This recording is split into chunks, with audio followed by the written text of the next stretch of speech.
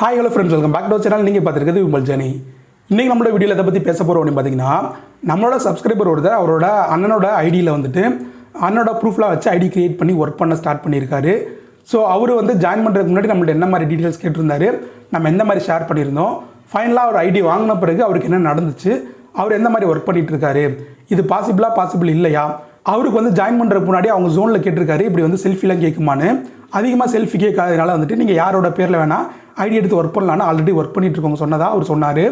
அப்படி சொல்லி அவர் ஜாயின் பண்ண பிறகு அவருக்கு என்ன நடந்துச்சு, ஐடி பிளாக் ஆச்சா பிளாக் ஆகலையா, அவர் ஏர்ன் பண்ணாரா ஏர்ன் பண்ணலையா அப்படிங்கிற பற்றி தான் இந்த வீடியோவில் பேச போகிறோங்க. நம்ம சேனல் புதுசாக வந்தால் மறக்காம சேனல் சப்ஸ்கிரைப் பண்ணிக்கோங்க. அப்படியே இந்த வீடியோக்கு ஒரு லைக்கும் பண்ணிடுங்க. வாங்க இப்போ வீடியோக்குள்ளே போகலாம்.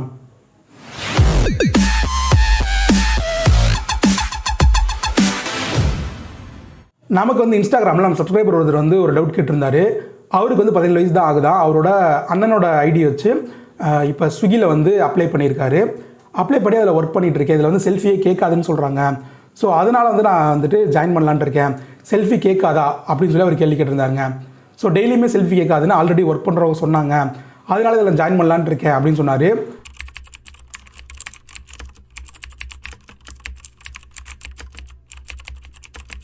ஸோ டெய்லியுமே வந்துட்டு செல்ஃபி கேட்குமா கேட்காதா அப்படிங்கிற கேள்விக்கு நம்ம ஆல்ரெடி ஒரு வீடியோ பண்ணியிருப்போம்.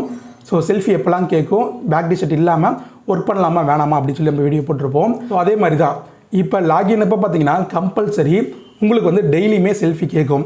செல்ஃபி கேட்காம எந்த ஒரு டெலிவரி ஜாபுமே இருக்காது. ஸோ அதனால செல்ஃபிலாம் கேட்காது, இவங்க சொல்கிறாங்க அவங்க சொல்கிறாங்க அப்படின்னு சொல்லிட்டு நீங்கள் வந்து ஜாயின் பண்ணாதீங்க. கம்பல்சரி பார்த்தீங்கன்னா எல்லாருக்குமே செல்ஃபிங்கிறது கேட்கும்.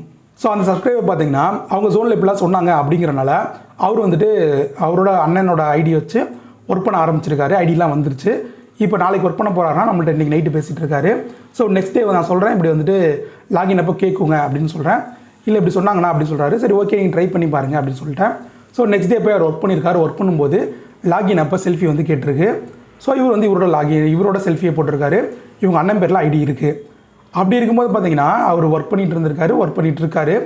இது வந்து என்ன ஆகுனா ஒரு 1 வீக்குள்ளேயோ இல்லை வந்துட்டு ஆள் தேவை வந்து இல்லை அப்படிங்கும்போதோ இவங்க ஃபைன் பண்ணி ஐடியை வந்து தூக்கிடுவாங்க. ஸோ இதான் இதோட ஃபைனல் ப்ராசஸ் தான் நடக்கும்.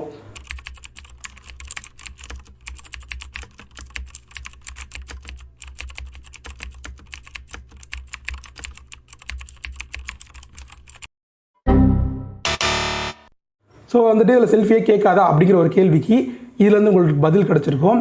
செல்ஃபி கம்பல்சரி டெய்லியுமே கேட்கும். ஸோ ஸ்விக்கியில் மட்டும்தான் இப்படி இருக்கா, நான் வந்து அடுத்து ஜொமேட்டோவில் ஜாயின் பண்ண போகிறேன் அப்படின்னு சொல்லி அவர் சொல்லியிருந்தாப்புல. ஸோ அவர் வந்துட்டு நான் சொன்னேன் ஜொமேட்டோவில் வந்து ஸ்விக்கியை விட இன்னும் வந்துட்டு ஸ்ட்ரிக்டாக இருப்பாங்க. ஸோ இந்த மாதிரி நீங்கள் அண்ணனோட ஐடி வச்சு ஜாயின் பண்ண முடியாது அப்படின்னு சொன்னப்போ இல்லை நான் OLXல ஒருத்தர்கிட்ட கேட்டேன். அவர் வந்து என்ன சொன்னார்னா இந்த மாதிரி நீங்கள் ஜாயின் பண்ணிக்கலாம், அது வந்து பெரிய ப்ராப்ளமாக இருக்காது, அதிகமாக வந்து கண்டுக்க மாட்டாங்க அப்படிங்கிற மாதிரி சொன்னாங்க. அதனால் நான் ஜாயின் பண்ணலான்ட்டு இருக்கேன் அப்படிங்கிற மாதிரி சொன்னார். சரி ஓகே ஜாயின் பண்ணி ட்ரை பண்ணி பாருங்கள் அப்படின்னு தான் சொன்னேன்.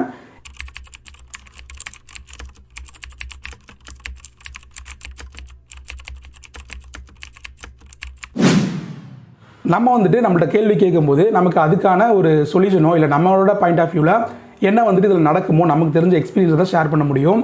அவங்க வந்துட்டு இல்லை ஓகே நான் வந்து ட்ரை பண்ணி பார்க்குறேன் அப்படின்னு சொல்லும்போது நம்ம இல்லைப்பா இதெல்லாம் ட்ரை பண்ணாதீங்க வேணான்னு சொன்னோன்னா அது அவங்களுக்கு வந்து அது வந்துட்டு ரொம்ப நெகட்டிவாக நம்ம பேசுகிற மாதிரி இருக்கும்.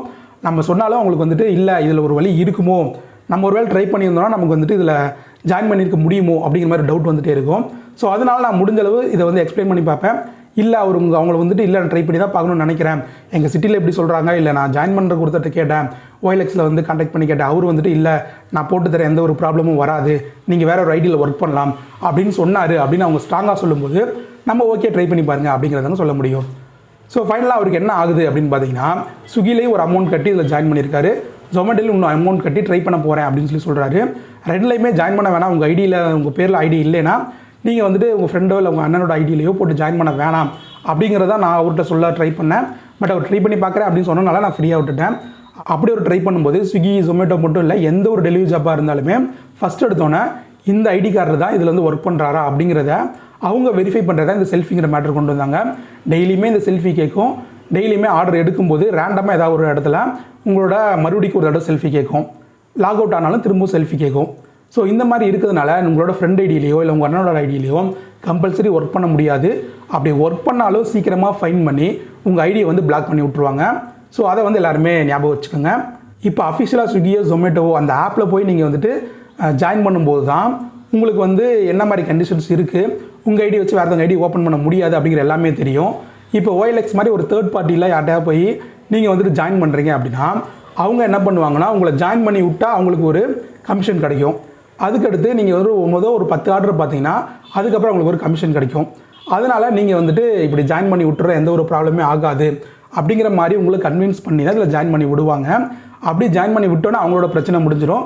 ஃபஸ்ட்டு 10 ஆர்டர் நீங்கள் பார்த்துட்டிங்கன்னா அவங்களுக்கு வேணுங்கிற கமிஷனை அந்த ஸ்விக்கியோ ஜொமேட்டோ அந்த கம்பெனி வந்து உங்களுக்கு தந்துடும். அந்த கன்சல்டன்சியோட வேலை முடிஞ்சிருங்க. அதுக்கப்புறம் உங்கள் ஐடி வந்து பிளாக் ஆனாலும் இல்லை நீங்கள் வேறு ஒருத்தர் ஐடியை வந்துட்டு ஒர்க் பண்ணிட்டு இருக்கேன் அப்படின்னு ஃபைன் போட்டு உங்களுக்கு வார்னிங் கொடுத்து உங்களை வந்துட்டு கேள்வி கேட்டாலும் அதுக்கும் எங்களுக்கு சம்மந்தம் இல்லை அப்படின்னு சொல்லிட்டு அவங்க ஐடி வாங்கி கொடுத்தவங்க இதில் வந்து தலையிட மாட்டாங்க. அவங்க வந்து ஃப்ரீயாக போயிடுவாங்க.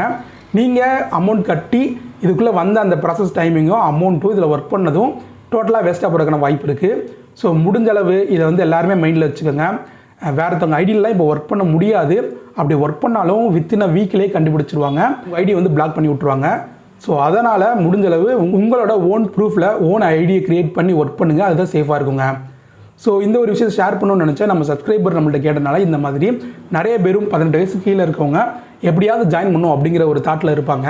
அவங்களுக்கு வந்து இது யூஸ்ஃபுல்லாக இருக்கும் அப்படின்னு நினைக்கிறேங்க. ஸோ அவ்வளோதான் ஃப்ரெண்ட்ஸ், இந்த வீடியோ இதோட முடியுது. உங்களுக்கு ஏதாவது டவுட் இருந்தாலும் அதை பற்றி கமெண்ட்டில் கேளுங்க. நெக்ஸ்ட் வீடியோவில் அதை பற்றி பேசலாம். தேங்க்யூ ஃபார் வாட்சிங்.